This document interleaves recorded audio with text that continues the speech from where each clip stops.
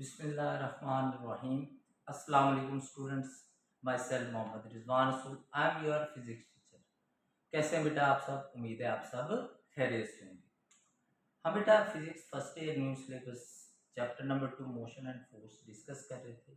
Last lecture के अंदर हमने प्रोजेक्टाइल मोशन को डिस्कस किया और देखा कि प्रोजेक्टाइल मोशन क्या होती है, और इसके साथ हमने एक टाइप इसकी डिस्कस की जिसको हम कहते हैं हॉरिजॉन्टल प्रोजेक्टाइल। आज बेटा हम इसका सेकंड पार्ट डिस्कस करेंगे जिसके अंदर हम ऑब्लिक प्रोजेक्टाइल को डिस्कस करेंगे। बोर्ड के पेपर पॉइंट ऑफ व्यू से मोस्ट इम्पोर्टेंट लॉन्ग क्वेश्चन है और इसमें से बहुत सारे एमसीक्यूज और शॉर्ट क्वेश्चन भी बनते हैं, तो इसको अच्छे तरीके से बेटा आप नोट कीजिएगा, समझिएगा। चलिए टॉपिक को स्टार्ट करते हैं। सबसे पहले हमारे पास प्रोजेक्टाइल मोशन आ जाती है। हमने लास्ट लेक्चर में पढ़ लिया है कि 2 dimension motion of a body under constant acceleration due to gravity, उसको हम क्या कहते हैं? Projectile motion. यानी जब भी कोई बॉडी 2 डायमेंशन में मूव करती है और उस पर ग्रेविटेशनल फोर्स एक्ट करती है तो उसे हम कहते हैं प्रोजेक्टाइल मोशन। और इसके एग्जांपल में हमने लिखा था कि जब हम किसी फुटबॉल को किक करते हैं या जब कोई बैट्समैन जो है वो क्रिकेट बॉल को हिट करता है तो उसकी मोशन प्रोजेक्टाइल मोशन की एग्जांपल होती है। अब बेटा आज हमने पढ़ना क्या है? Oblique projectile. तो ऑब्लिक प्रोजेक्टाइल क्या होता है बेटा?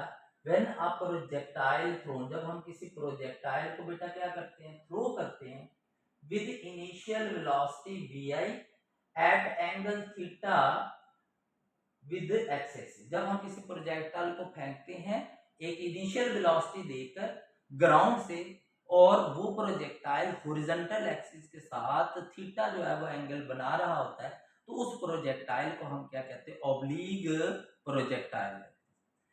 ठीक है, तो ऑब्लिक प्रोजेक्टाइल मोशन होती कैसी है? तो बेटा यहाँ पर ग्राउंड पर हम मौजूद हैं, यहाँ से हम किसी प्रोजेक्टाइल को क्या कर रहे हैं? थ्रो कर रहे हैं। वो इस तरह के सर्कुलर पाथ, पैराबोलिक पाथ के अंदर क्या कर रहा है? मूव कर रहा है। तो इस तरह का जो प्रोजेक्टाइल होता है उसकी मोशन क्या कहलाती है? ऑब्लिक प्रोजेक्टाइल कहलाती है। अब इसके अंदर बेटा जब हम इस प्रोजेक्टाइल को फेंकते हैं ना तो हम इसे हमेशा क्या देते हैं? एक इनिशियल वेलोसिटी देते हैं vi, और इसको एक एंगल थीटा के ऊपर क्या करते हैं बेटा? थ्रो करते हैं। ठीक है, तो वो इस तरह की मोशन करते हैं जिसको हम ऑब्लिक प्रोजेक्टाइल। अब बेटा जब हम इस प्रोजेक्टाइल को थ्रो कर देते हैं एट एंगल थीटा, तो इसका ये इनिशियल वेलोसिटी का कंपोनेंट जो इनिशियल वेलोसिटी जो है ये कंपोनेंट में डिवाइड होता है। तो हमारे पास इसका बेटा हॉरिजॉन्टल कंपोनेंट आ जाता है, वो हमारे पास क्या होता है? vx। और ये हॉरिजॉन्टल कंपोनेंट जो है वेलोसिटी का वो बेटा क्या रहता है? कांस्टेंट रहता है थ्रू आउट द मोशन। जो हॉरिजॉन्टल कंपोनेंट होता है वेलोसिटी का वो क्या रहता है? कांस्टेंट रहता है। तो ये vx जो है वो बेटा आपका कांस्टेंट रहता है, यानी इनिशियल x कंपोनेंट बराबर होता है फाइनल x कंपोनेंट के, और ये बराबर होता है vi cos ऑफ थीटा के क्या होता है? बराबर होता है। और जो हॉरिजॉन्टल एक्सेलरेशन है वो क्या होती है? 0 के बराबर होती है। क्यों? क्योंकि यहाँ पर नो एयर रेजिस्टेंस, यहाँ पर कोई एयर रेजिस्टेंस फोर्स एक्ट नहीं कर रही, इस वजह से ये हमारा हॉरिजॉन्टल कंपोनेंट जो है वो क्या रहता है? 0 रहता है। अब बेटा बिल्कुल इसी तरह हमारे पास क्या होता है? Vertical component. तो बेटा वर्टिकल कंपोनेंट की वजह से ही हमारा हॉरिजॉन्टल और ऑब्लिक प्रोजेक्टाइल एक दूसरे से डिफरेंस होता है। तो हॉरिजॉन्टल प्रोजेक्टाइल में हमने देखा था तो हॉरिजॉन्टल प्रोजेक्टाइल की जो y कंपोनेंट की इनिशियल वेलोसिटी होती है वो क्या होती है? 0, जबकि ऑब्लिक प्रोजेक्टाइल में ऐसा नहीं होता। ऑब्लिक प्रोजेक्टाइल में जब हम किसी प्रोजेक्टाइल को इनिशियल वेलोसिटी थ्रो करते हैं तो उसका y कंपोनेंट जो होता है वेलोसिटी का वो होता है बेटा मैक्सिमम, ज्यादा होता है। और जैसे जैसे वो ऊपर की तरफ मूव करता है जमीन की ग्रेविटी उसे अपनी तरफ खींचती है, उसकी मोशन को रोकने की कोशिश करती है, जिसकी वजह से इसकी वेलोसिटी फिर आहिस्ता आहिस्ता क्या होती है बेटा? कम होती जाती है। तो y कंपोनेंट जो है वो हमारा कम होता जाता है, और मैक्सिमम हाइट पर जब वो पहुंच जाता है तो ये y कंपोनेंट ऑफ वेलोसिटी जो है वो हमारे पास क्या हो जाता है बेटा? 0 हो जाता है। तो ये y कंपोनेंट ऑफ वेलोसिटी क्या हो जाता है? 0 हो जाता है। कहाँ पर हाईएस्ट पॉइंट, जो ये बेटा एमसीक्यूज में भी पूछा गया हुआ है, तो इसको बेटा आपने याद रखना। उसके बाद बेटा फिर ये प्रोजेक्टाइल जमीन की ग्रेविटी की वजह से डाउनवर्ड क्या करता है, मूव करता है, और इसकी वेलोसिटी जो है वो बेटा आहिस्ता आहिस्ता जो है वो बेटा क्या होती है, इंक्रीज होती है, यानी शुरू में कम होती है, उसके बाद फिर ये बढ़ती जाती है, और जमीन से टकराने से पहले ये जो वाई कंपोनेंट वेलोसिटी का होता है वो क्या हो जाता है बेटा, मैक्सिमम हो जाता है। ठीक है, ये भी बेटा शॉर्ट क्वेश्चन है कि किन पॉइंट्स पर आपको प्रोजेक्टाइल की वेलोसिटी मैक्सिमम होती है और मिनिमम। तो लॉन्चिंग पॉइंट और लैंडिंग पॉइंट के ऊपर प्रोजेक्टाइल की वेलोसिटी क्या होती है, मैक्सिमम होती है, और हाईएस्ट पॉइंट पर क्या होती है, मिनिमम होती है, जीरो नहीं होती, क्या होती है, मिनिमम होती है, क्योंकि वाई कंपोनेंट तो जीरो लेकिन एक्स कंपोनेंट जीरो नहीं होता। तो हाईएस्ट पॉइंट पर जो वेलोसिटी होती है प्रोजेक्टाइल की वो मिनिमम होती है। ठीक है, तो हमारा वाई कंपोनेंट जब बॉडी ऊपर की तरफ मूव करती है वो डिक्रीज करता है, इसलिए हम एक्सेलेरेशन ड्यू टू ग्रेविटी को नेगेटिव लेते होते हैं। और इसी तरह जब वो डाउनवर्ड मूव करता है तो एक्सेलेरेशन ड्यू टू ग्रेविटी जो है वो क्या ली जाती है, प्लस जी ली जाती है, क्योंकि उसकी वेलोसिटी क्या हो रही होती है, इंक्रीज हो रही है। तो इसको हम क्या कहते हैं बेटा, ऑब्लिक प्रोजेक्टाइल कहते हैं। यहाँ पर बेटा आपने इसकी एक्सप्लेनेशन जो है वो खुद बुक से राइट कर लेनी है। आगे हमारे पास आ जाता है बेटा, हमने इस प्रोजेक्टाइल की हाइट निकाली। तो हाइट ऑफ प्रोजेक्टाइल क्या होता है बेटा, ये हमारे पास होता है मैक्सिमम वर्टिकल डिस्टेंस होता है फ्रॉम ग्राउंड, जमीन से जो वर्टिकली मैक्सिमम डिस्टेंस होता है उसको हम कहते हैं हाइट ऑफ प्रोजेक्टाइल। तो ये बेटा हमारे पास हाईएस्ट पॉइंट था, इस हाईएस्ट पॉइंट का जो जमीन से फासला है इसे हम क्या कहते हैं, हाइट ऑफ प्रोजेक्टाइल कहा जाता है। तो ये हाइट ऑफ प्रोजेक्टाइल हमने कैलकुलेट करनी है। तो इसको कैलकुलेट करने के लिए हम थर्ड इक्वेशन ऑफ मोशन को क्या करते हैं, यूज करते हैं, जो कि है 2as = vf² माइनस vi का स्केयर। और याद रखना है कि ये जो हमारे पास हाइट ऑफ प्रोजेक्टाइल है वर्टिकल केस है, तो यहाँ पर हम सिर्फ vertical component of velocity and acceleration क्या करते हैं, यूज करते हैं। तो बेटा सबसे पहले हमारे पास जो डिस्टेंस है वो h के बराबर हाइट के बराबर आ जाएगा, क्योंकि वर्टिकल डिस्टेंस को हम हाइट लेते होते हैं। और जो एक्सेलरेशन है वो बेटा हमारे पास y कंपोनेंट वाली एक्सेलरेशन होगी, और वो हमारे पास क्या होगी, -g, क्योंकि जब हम प्रोजेक्टाइल को फेंकते हैं तो उस वक्त उसकी एक्सेलरेशन जो है वो क्या ली जाती है, नेगेटिव ली जाती है। और तीसरी बेटा बात, हमने प्रोजेक्टाइल को फेंका है और वो इस मैक्सिमम हाइट पर चला गया, तो जब यहाँ से इसको फेंका तो उस वक्त इसकी जो वेलोसिटी है वो हमारे पास क्या होगी, vi ली जाएगी, और इस पॉइंट के ऊपर जो इसकी वेलोसिटी होगी वो हमारे पास क्या होगी, vfy। तो हमारे पास जो vfy है वो बराबर आ जाएगा बेटा 0 के बराबर आ जाएगा। 0 के बराबर क्यों आता है, क्योंकि मैक्सिमम हाइट पर आपका y कंपोनेंट ऑफ वेलोसिटी हमेशा क्या होता है, 0 होता है। ठीक है, जबकि जो हमारा इनिशियल y कंपोनेंट है vi y जो है वो बराबर आ जाएगा vi साइन ऑफ थीटा के बराबर। ठीक है, तो ये चार आपकी जो है वो अजम्पशन है, कंडीशन है, जो आप ऊपर इक्वेशन के अंदर पुट करेंगे। तो हमारे पास इक्वेशन बन जाएगी 2 - g, s की जगह क्या आ जाएगा बेटा, h आ जाएगा, vfy का स्केयर आ जाएगा माइनस viy का स्केयर। अब इसके अंदर बेटा हम वैल्यूज पुट कर देते हैं, तो हमारे पास इक्वेशन बन जाएगी -2gh इज इक्वल टू, तो ये हमारा कंपोनेंट क्या हो जाएगा, 0, और यहाँ पर आ जाएगा minus vi sine of theta whole का स्केयर आ जाता है। ठीक है, स्केयर ओपन कर दे तो ये आ जाएगा -gh is equal to -vi का स्केयर साइन स्केयर थीटा। यहाँ पर बेटा ये नेगेटिव नेगेटिव से क्या हो जाएगा, कैंसिल। यहाँ पर हमारे पास h आएगा, ये 2g इधर h से मल्टीप्लाई हो रहा है तो इसको इक्वेशन के दूसरी तरफ ले जाएंगे, हमारे पास आ जाएगा vi square sine square theta over 2g। तो बेटा ये आपके पास जो है वो प्रोजेक्टाइल की, ऑब्लिक प्रोजेक्टाइल की हाइट को कैलकुलेट करने का फार्मूला है। ठीक है, अब ये हाइट ऑफ प्रोजेक्टाइल डिपेंड करती है बेटा प्रोजेक्टाइल की इनिशियल वेलोसिटी पर, और किस एंगल पे हम उस प्रोजेक्टाइल को फेंक रहे हैं उसके ऊपर क्या करती है, डिपेंड करती है। यानी इनिशियल वेलोसिटी हम ज्यादा देके फेंकेंगे तो प्रोजेक्टाइल की हाइट ज्यादा हो सकती है। इसी तरह एंगल चेंज करने से हाइट ऑफ प्रोजेक्टाइल क्या हो जाती है, चेंज हो जाती है। नेक्स्ट बेटा हम डिस्कस करेंगे टाइम ऑफ फ्लाइट। नेक्स्ट हम डिस्कस क्या करना है, टाइम ऑफ फ्लाइट को क्या करना है, डिस्कस करना है। टाइम ऑफ फ्लाइट क्या होता है बेटा, ये वो टाइम होता है, टाइम ऑफ फ्लाइट क्या होता है, ये हमारे पास वो टाइम होता है during which, time during which, जिस दौरान जो प्रोजेक्टाइल है remain in air, remain in air, वो टाइम जिस दौरान प्रोजेक्टाइल क्या रहता है, हवा में रहता है, उसको हम क्या कहते हैं, टाइम ऑफ फ्लाइट कहते हैं। और ये टाइम ऑफ फ्लाइट भी बेटा याद रखना है, ये वर्टिकल केस है, तो इसके अंदर भी हमने क्या लेना है, वर्टिकल कंपोनेंट लेंगे, हॉरिजॉन्टल कंपोनेंट नहीं लेंगे। तो सेकंड नंबर पे टाइम ऑफ फ्लाइट है, तो यहाँ पर हम बेटा अप्लाई करेंगे third equation of second equation of motion, जो कि क्या है, s is equal to V I T plus 1/2 A T का स्केल। तो यहाँ पर बेटा हमारे पास जो y एक्सेलरेशन है वो y कंपोनेंट की आ जाएगी, वो अगेन किसके बराबर होगी, माइनस g के बराबर होगी, क्योंकि इनिशियली हमने जब उसको थ्रो किया है तो अपवर्ड डायरेक्शन में थ्रो किया। इसी तरह जो हमारे पास बेटा इनिशियल वेलोसिटी है वो y कंपोनेंट के बराबर आएगी, वो आ जाएगी V I sine of theta. ठीक है, दो कंडीशंस होगी।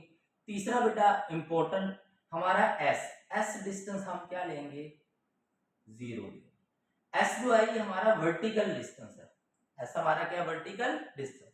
वर्टिकल डिस्टेंस क्या होता है, जमीन ग्राउंड लेवल से कोई चीज ऊपर होती है तो हम कहते हैं उसका वर्टिकल डिस्टेंस बढ़ रहा है, और जब वो नीचे को मूव कर रही है तो उसका वर्टिकल डिस्टेंस क्या हो रहा होता है, कम हो रहा है। तो हमारे प्रोजेक्टाइल मोशन के केस के अंदर जब कोई बॉडी प्रोजेक्टाइल मोशन करती है तो वो ऊपर की तरफ क्या करती है, फर्स्ट हाफ में जो हम मूव करते हैं, लेट्स सपोज कि वो 5 मीटर ऊपर की तरफ, तो सेकंड पार्ट के अंदर वो उतना ही डिस्टेंस डाउनवर्ड तय करती है, जो कि क्या होगा, 5 मीटर। तो अगर हम इसको पॉजिटिव लेंगे तो इसको नेगेटिव लेंगे, तो y जो डिस्टेंस होता है वो हमेशा किसके बराबर आता है, 0 के, क्योंकि ऑब्जेक्ट जो है वो सेम हाइट के ऊपर क्या आ जाती है, वापस आ जाती है।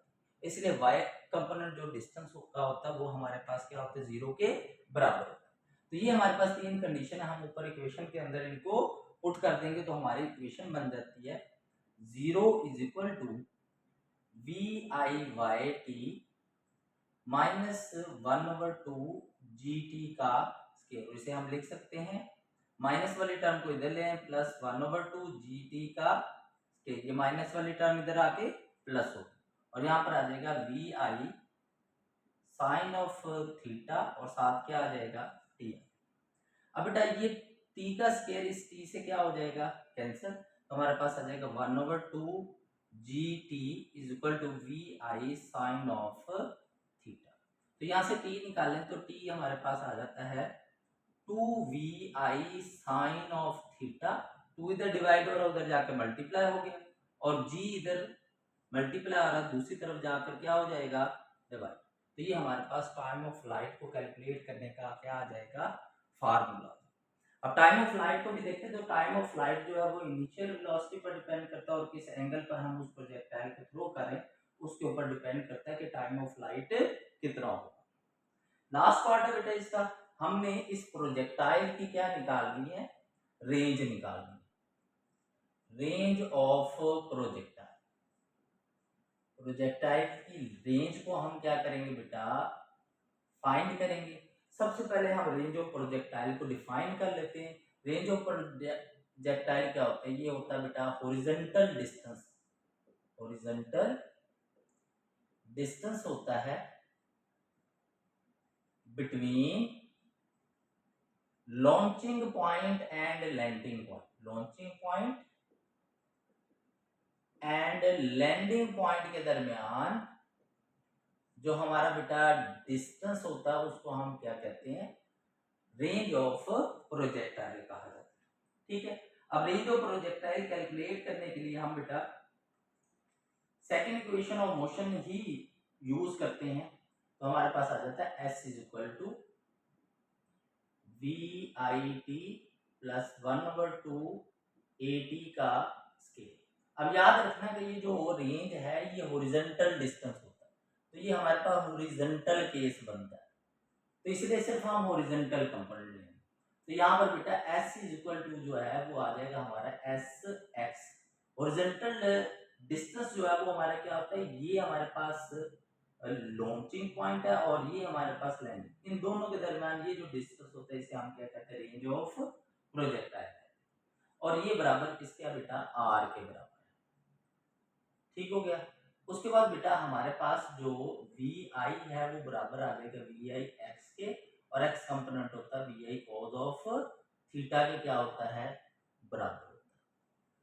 ठीक है। और लास्ट में हमारे पास ए जो है वो बराबर आ जाएगा किसके, माइनस जी के, क्योंकि हमने प्रोजेक्टाइल को अपवर्ड डायरेक्शन में थ्रो किया।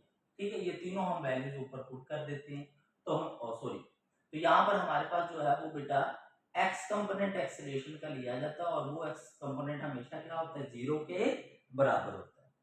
और लास्ट में बेटा टाइम ऑफ फ्लाइट है, हमने भी फार्मूला ड्राइव किया, वो लिख देंगे t equal to 2vi sine of theta divided by G. तो ये तीसरा चौथा हमारे पास जो है वो t का जो है वो फार्मूला टाइम ऑफ फ्लाइट वाला ही इसमें यूज करें।